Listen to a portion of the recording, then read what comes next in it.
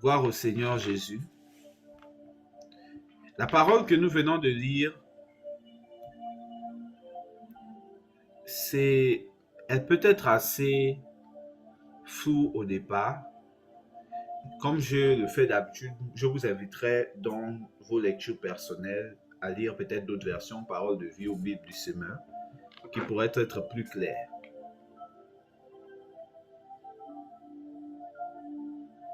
Mais voici, nous allons étudier ce qu'elle nous dit. Paul nous dit d'abord qu'il éprouve une grande tristesse au verset 2. Un chagrin continuel.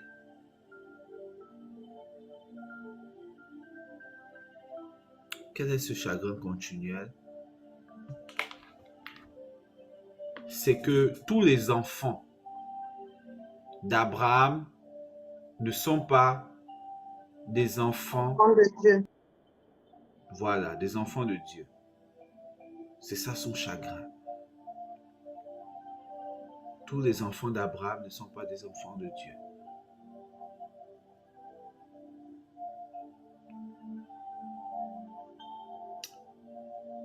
Nous ne sommes pas dans cette alliance exactement. Mais le message qu'on doit comprendre se généralise à tous ceux-là qui, quelque part, sont appelés à avoir une relation avec Dieu, mais ne la vivent pas. Ainsi, de la même manière que tous les enfants d'Abraham ne sont pas des enfants de Dieu, tous ceux qui sont à l'église, ce n'est pas à tous que Jésus va dire que je vous connais. Vous avez lu la parole qui dit que beaucoup viendront et puis je dirai je ne vous connais pas. Et ils diront on a chassé les démons en ton nom, on a fait ceci, mais comment ça tu ne nous connais pas?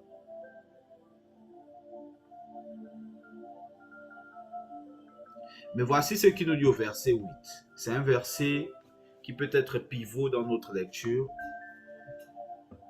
même si on ne l'a pas lu. Là-bas, on parle que les enfants selon la chair, on dit c'est-à-dire que ce ne sont pas les enfants selon la chair qui sont des enfants de Dieu. Donc, pour prendre ce verset, on le prend pour essayer de mieux lire ce qu'on est en train de lire en ce moment. Donc, le verset 7 à la fin nous disait que pour être la postérité d'Abraham, ils ne sont pas tous ses enfants. Et il est dit que ces enfants viendront au moyen d'Isaac. Quand Dieu m'a inspiré les versets, je ne les avais pas lus. En général, je les lis juste avant de me connecter, mais comme là, je suis venu en retard, je n'ai même pas lu avant. Cependant, dans ce que j'ai écouté ce matin, aux environs de 10 heures, quand j'envoyais le message, c'était Jésus qui disait aux pharisiens que s'ils étaient réellement des enfants de Dieu, il n'a pas parlé ici de vous descendez d'Abraham, on va faire des tests ADN. Il a dit, si vous étiez des enfants de Dieu, vous m'aimeriez et vous m'honoreriez. Mais vous n'êtes pas des enfants de Dieu et vous êtes des enfants du diable. C'est pour ça en vous, il y a le meurtre. Le diable était meurtrier au commencement et vous voulez me tuer. C'était la version vidéo. Et je trouvais une sorte de profondeur à ça en fait. Je dis que je pensais qu'il aurait dit d'abord que le diable c'est le mensonge, c'est la perfidie et tout. Il a parlé du meurtre. Il a parlé du meurtre. Il a parlé du meurtre. Je vais chercher un verset pour insister pourquoi est-ce que j'insiste sur le mot meurtre. Et je vais le lire moi-même. Par la grâce de Dieu. Je pense que c'est dans le premier livre de Jean, ça s'appelle 1 Jean, chapitre 3 au verset 15. 1 Jean, chapitre 3 au verset 15. Vous pourrez le garder pour vous-même. 1 Jean au chapitre 3 au verset 15. Ça nous dit, quiconque est son frère est un meurtrier, et vous savez qu'aucun meurtrier n'a la vie éternelle demeurant en lui. Ah! Merci Seigneur. On commence maintenant à se rapprocher de ce qu'on essaie de nous dire aujourd'hui. Ok. Donc, La Bible nous donne ici un exemple avec Paul qui dit qu'il est dans un chagrin continuel. Il dit, ah mais c'est pas tous mes frères dans la chair là qui sont enfants de Dieu. Et ça, lui, ça le dérange. Et ça le dérange pourquoi? Il va expliquer plus tard que ce n'est pas la chair qui donne l'enfance avec Dieu. Jésus viendra encore ajouter lui-même que ce n'est même pas le fait d'aller à l'église quand il va parler à l'Apocalypse, dans le livre d'Apocalypse à l'autre Jean. Parce que un Jean, c'est un Jean. Bon, au même Jean là, le Jean ici qui a écrit un Jean. Lorsqu'il va lui parler dans le livre de l'Apocalypse, pour lui dire que ce n'est pas tous ceux-là qui vont faire même des œuvres. Que je vais dire que je connais. Beaucoup ici, je vais dire que je ne vous connais pas. Je ne dis pas ça pour qu'on ait peur d'aller en enfer, pour commencer à dire, oh, je vais examiner. Non, je veux qu'on comprenne réellement, ça veut dire quoi être enfant de Dieu. C'est quel choix qu'on fait en disant que nous sommes enfants de Dieu. Qu'est-ce qui fait de nous des enfants de Dieu? Qu'est-ce qui fait de nous des enfants de Dieu? Est-ce que c'est un nom? Est-ce que c'est un titre? Est-ce que c'est le baptême? Qu'est-ce qui fait de nous des enfants de Dieu? Et qu'est-ce qui fait que Jésus va te dire qu'il te connaît ou ne te connaît pas? Regardez ce qu'il dit ici, dans 1 Jean au chapitre 3, verset 15. Quiconque est son frère est un meurtrier. Ok, là au moins ça va. Parce que tout le monde peut avoir des péchés et tu es quand même enfant de Dieu. Mais regardez ce qu'il ajoute. Et vous savez qu'aucun meurtrier, aucun, n'a la vie éternelle demeurant en lui. Aucun. Donc le meurtre est quelque chose de particulièrement fort. On ne parle pas d'avoir tué quelqu'un. On dit le meurtrier, c'est celui qui a la haine pour son propre frère. Donc pour son frère dans la chair ou sa sœur. Ça veut dire son prochain. On dit que quelqu'un qui a la haine pour son prochain, celui-là n'a pas la vie éternelle en lui. Il n'a donc pas en lui l'esprit. Il n'a pas en lui cette huile-là que lorsque Jésus vient, il dit « je te connais » et il te fait passer les portes.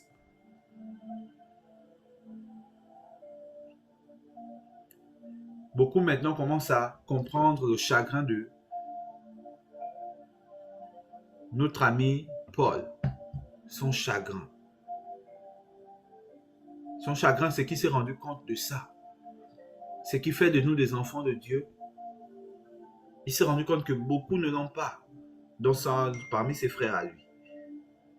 Et nous ici, il essaie de nous le dire. Est-ce qu'en moi, j'ai encore gardé le meurtre? La Bible nous exhorte à avoir les mêmes sentiments qui étaient en Christ. La bonne nouvelle, c'est que lorsque tu reçois le Saint-Esprit, il y a des choses qui chassent automatiquement.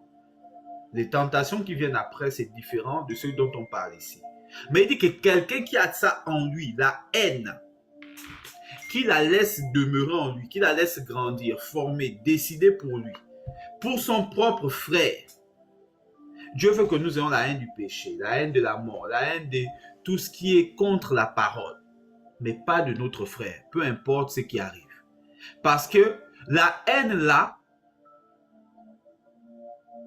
est comme un repoussoir pour la vie éternelle en nous. Jésus le sait. Paul l'a su. Et ça a mis Paul dans un chagrin. Parce qu'il savait que beaucoup de ses frères avaient ça dans les cœurs. Ils avaient une haine, un mépris pour d'autres frères comme eux. Chez les Juifs, c'était les Samaritains. Et il s'est rendu compte que lui-même, il avait cette haine des Samaritains. Et il avait d'abord lui-même cette haine avant des disciples de Jésus. Les disciples à l'époque qui sont devenus plus tard les chrétiens. Mais le mot, c'était les disciples de Jésus.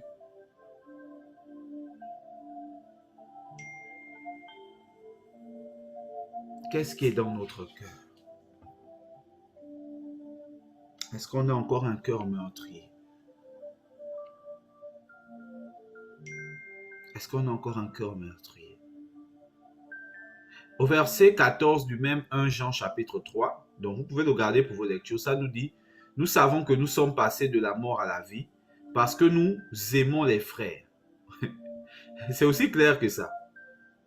L'amour, les sentiments qui étaient en Christ, autrement dit, c'est ça qui témoigne et qui t'assure que Dieu te connaît. C'est pour ça que j'aime insister dessus. Les offres, c'est bien, hein, vous savez, tous les trucs. Oui, c'est bien. Mais cultivons l'amour.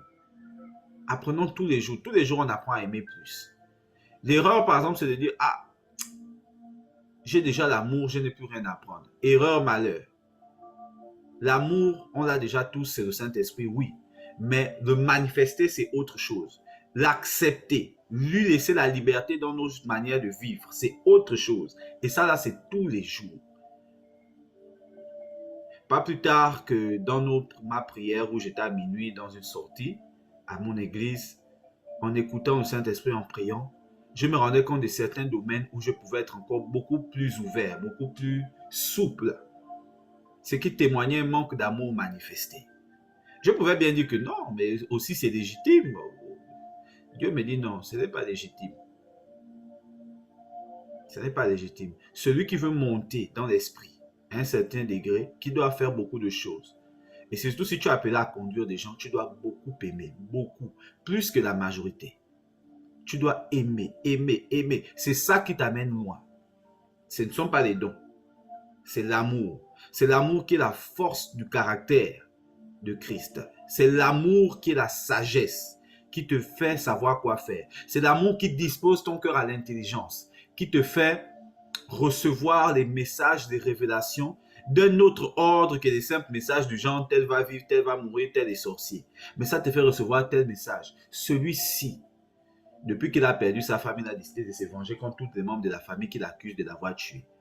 Parle-lui de ça et dis-lui de pardonner. Plutôt que de dire que c'est un sorcier qui allait faire des fétiches contre tous les membres de la famille. Là, tu ne l'aides pas. L'amour te fait voir la profondeur des gens. L'amour te fait voir comme Jésus voit. Mais l'absence de l'amour, ou son contraire, la haine,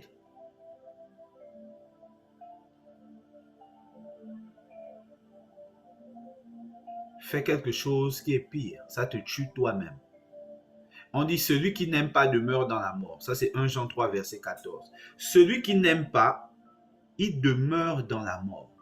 Vous voyez, si on n'a même pas dit que non, celui qui n'aime pas et n'est pas baptisé, ça ne compte même pas en fait. Dès qu'on parle d'amour, vous allez voir que la religion disparaît. C'est pour ça que quand on a lu Ésaïe 58, regardez. Dès qu'on parle des actes d'amour, de charité, tout ce qui est religion, tout ce qui est principe, tout ça disparaît. Il ne reste que est-ce que tu aimes ou tu n'aimes pas. Le reste n'a plus de valeur. Dès qu'il n'y a pas l'amour, comme disait Paul, je peux avoir tout ça, tout ça. Si je n'ai pas l'amour, je n'ai rien. C'est la beauté de ce que Jésus nous apprend. C'est pour ça que je nous encourage. Vous voyez, le message d'Ésaïe 58, c'était « Enlève le joug ». Est-ce que je suis vraiment dans l'amour? Si je viens, on fait un temps de prière. Je sais que telle personne traverse telle chose. Ou Dieu me dit, arrête le temps là, commence à prier pour telle personne. On dit non. On a d'abord dit qu'on va d'abord prier. Le même Dieu qui m'a dit de ne pas être réactif quand tu vas dans les prières de délivrance. Parfois, tu vas voir un démon, tu ne le chasses pas. C'est le même Dieu qui va me dire, j'aurais voulu qu'à un moment, tu fasses une entorse aux, entre guillemets, règles pour laisser l'amour dans ton cœur parler. Et la sagesse, en fait, c'est savoir jongler dans les moments où il faut laisser l'amour s'exprimer. Et dans les moments où l'expression de l'amour, c'est parfois d'attendre un peu. C'est un jeu. C'est comme un jeu avec des pédales. Tu as 2 pédales. Tu as la pédale, j'écoute mon cœur. Tu as la pédale, j'écoute mon cœur un peu plus, au-delà des apparences. Mais dans les 2 cas, c'est l'amour qui doit te diriger. Tu ne dois pas faire ça par habitude. Tu ne dois pas faire ça par méthode. Tu ne dois pas faire ça par religiosité. C'est pour ça qu'il donne Ésaïe 58. Le but de Dieu n'est pas qu'on apprenne des us et des coutumes à appliquer. Pour dire qu'un enfant de Dieu applique ses us et coutumes. Le but de Dieu, c'est qu'on l'aime lui et qu'on aime notre prochain. Et quiconque agit en aimant Dieu et en aimant son prochain va accomplir toute la loi sans avoir besoin de la connaître. Il va accomplir exactement ce que Dieu attend de lui. Plus tu aimes Dieu et plus tu aimes ton prochain. Il faut les 2. Ce sont les 2 pédales. C'est l'amour de Dieu qui va te dire que ici, fais-moi confiance. Tu vois l'esprit en train de tourmenter la personne, mais si tu chasses l'esprit maintenant, il reviendra avec 7. Et la personne n'est pas encore attachée à moi. Tu ne vas pas l'aider. encourage-la d'abord à changer de vie. L'amour du prochain va te dire, écoute, la personne a durci le cœur, la personne t'a même insulté, la personne t'a même bloqué, mais c'est mon enfant. Continue d'aller vers elle. Si elle te gifle, tends l'autre joue, mais ne la laisse pas mourir. Un jour, elle saura pourquoi tu insistes. Sauve mon enfant. Ne la laisse pas dans le coin là-bas. L'amour du prochain. Ce sont ces deux pédales avec lesquelles il faut jouer. Et celui qui n'a aucune des deux pédales, qui n'a pas cet amour-là, il demeure dans ce qu'on appelle la mort. Et la mort, c'est quoi? Ce sont des choses qui sont faites sans Dieu. Chaque fois que Dieu agit, il y a toujours les deux aspects. Il y a l'amour pour quelqu'un, il y a l'amour pour Dieu, donc la relation. Il y a l'amour pour quelqu'un, il y a l'amour pour Dieu, donc la relation. Il y a l'amour pour quelqu'un, il y a l'amour pour Dieu. Fais confiance en Dieu dans ta vie. Que ce n'est pas parce que tu aimes les hommes qui te feront du mal. Là, il m'amène à changer ma parole dans ce sens-là. Je ne vais pas trop insister sur les versets, mais rester dans cette idée. De ce que j'ai pu entendre, de ce qu'il est en train de m'inspirer à dire maintenant, beaucoup se sont fermés à l'amour parce qu'ils ont dit ou ressenti ou même vécu que lorsque tu aimes, on te fait ceci, on te fait cela. Seigneur, je veux rester dans la prudence. Le Seigneur me donnait une instruction à faire pendant ma prière de la nuit. Et je voulais dire, Seigneur, donne-moi la sagesse. Et chaque fois que Dieu veut me dire que je suis en train de demander la mauvaise chose comme pour protéger mon cœur par la peur d'être brisé, il me change ce que je demande. Et il m'a dit non, ne demande pas la sagesse, demande le courage. La sagesse, tu l'as. Mais dans certaines situations, ce qu'il te faut en réalité, c'est le courage de prendre l'action.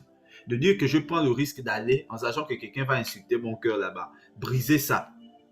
Mais je suis courageux parce que j'ai l'amour de Dieu. Je sais que j'aime Dieu et je sais que Dieu m'aime. Et qu'il me protégera de tout ce qui est contre. Mais il faut quand même que j'agisse pour cette personne qui refuse d'écouter. Mais elle va écouter au nom de Jésus. L'amour. L'amour. Tu ne fais pas ce genre de choses si tu n'aimes pas la personne. Parce que la sagesse va t'enseigner plein de choses, veille sur ton cœur et tout. C'est pour ça que Dieu va te dire, non, change ça. Si tu es trop sage, entre guillemets, tu vas connaître beaucoup de choses, mais tu ne feras jamais rien. Après, les autres vont dire, tu as fait quoi, on a vu. Quand tu es trop sage, quand tu es trop intelligent, quand tu es trop prudent, dans la vie, parfois, il faut être bête. Il faut être bête, mais il faut aimer. Parfois. Pour changer les choses, ça prend une folie. Quelque chose qui dépasse le cadre logique. Quelque chose qui sort complètement. Il y a des gens que pour aller les chercher, il y a des personnes dans ton entourage que pour aller les chercher, il faut que ton cœur soit mis à l'épreuve. Il faut que tu sortes de ce qui est sagesse. Il faut que tu prennes des balles perdues. Mais un jour, tu seras récompensé de ce que tu as fait comme sacrifice pour Jésus. D'avoir mis en danger ta santé mentale pour aller chercher la personne en question et la ramener dans la maison de Dieu. Que le Seigneur nous remplisse de son amour. On va prendre ce temps-là. Demandez seulement que le Seigneur nous remplisse de son amour. Là où il est en train de me conduire, c'est avec nos proches. Ceux-là qui sont compliqués, avec des amis compliqués, avec des collègues de travail compliqués. Que le Seigneur nous remplisse d'amour et qu'il nous remplisse aussi de courage. Le courage est dans l'amour.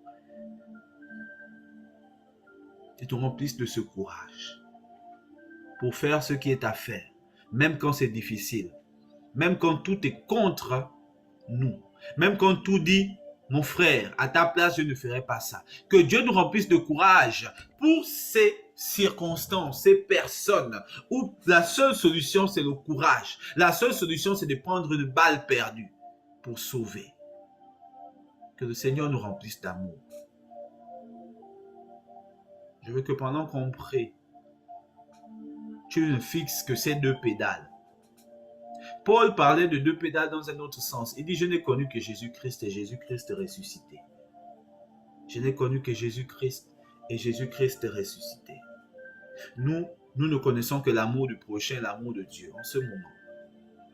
Je veux qu'on regarde d'abord l'amour de Dieu, l'amour, la relation qu'on a avec lui. Celui qui est en train de te dire en ce moment que c'est lui qui veille en réalité sur ton cœur. Celui qui est en train de te dire en ce moment que c'est lui qui veille en réalité sur ton cœur. Et Dieu m'en est témoin qu'une des choses pour laquelle j'étais très avare, ce n'est pas mon argent, ce n'est pas mon temps, c'est mon cœur. Donner mon cœur à quelqu'un, de pouvoir décider, d'accepter de laisser mon cœur aimer quelqu'un d'autre que lui. Et pourtant, il travaille cet aspect en moi et me demande de le laisser, de ne pas retenir.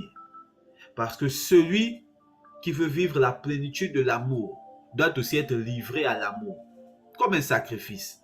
Accepter de laisser son cœur au bon gré du Seigneur et au bon gré des gens que le Seigneur a décidé que tu dois aimer. Merci Seigneur, encore de libérer nos cœurs, de chasser toute peur. Car la Bible est claire, la peur ne fait pas partie de toi.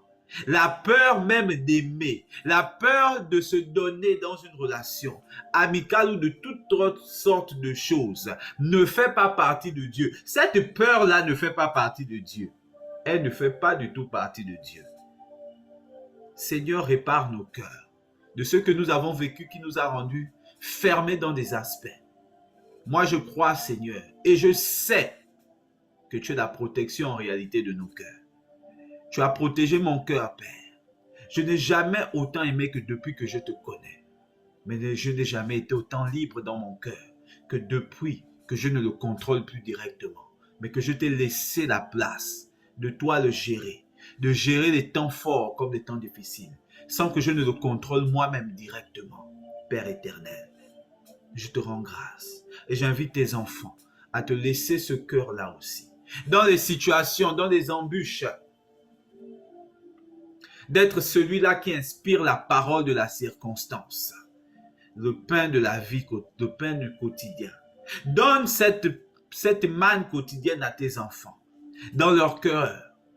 La manne qui répond à leurs questions, qui répond à leurs challenges, qui répond à leurs défis, qui leur dit que tu es Dieu qui les aime et tu les as choisis pour communier dans cette relation d'amour.